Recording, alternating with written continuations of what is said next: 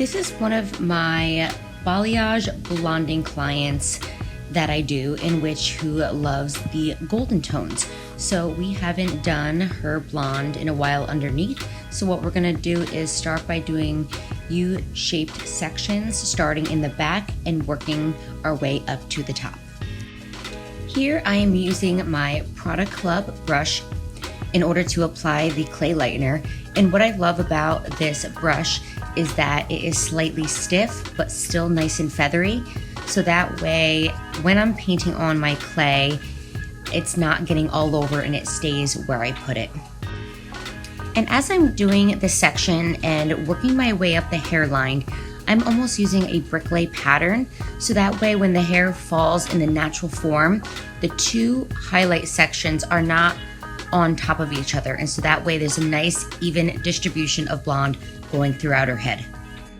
And when doing a hand painting balayage service, it's all about saturation and tension. And how you mix your product is very important too. I like to mix my clay lightener very thick, so that way it stays on top of the hair where I put it. If you make it too thin, you may not be able to apply and load on that lightener, and therefore it's not going to get as light and bright for you, because what's going to happen is if you apply it really light, it's going to dry out in 10 minutes or so. So if it dries out in 10 minutes, it's going to stop working and therefore not continuing to get light for you. So when I first started doing this client back 8 or so years ago, she was a traditional blonding, full highlight appointment client. And when you do highlights every 6 to 8 weeks, it can be time consuming. It could cause a little bit of damage to the hair.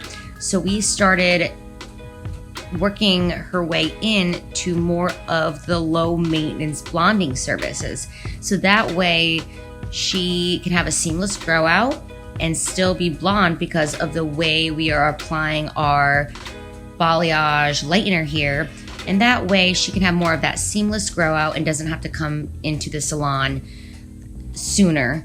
And that way she can spread out her appointments by in between her balayage services, get a nice glaze and a haircut, and her hair can therefore get a little bit more healthier and longevity out of the color.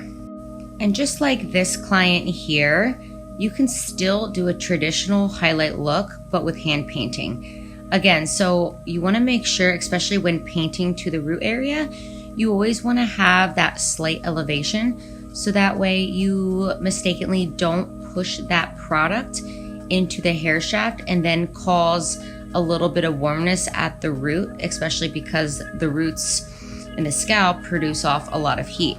So always have really good tension, have that elevation, and making sure that you're softly applying the lightener and building that up.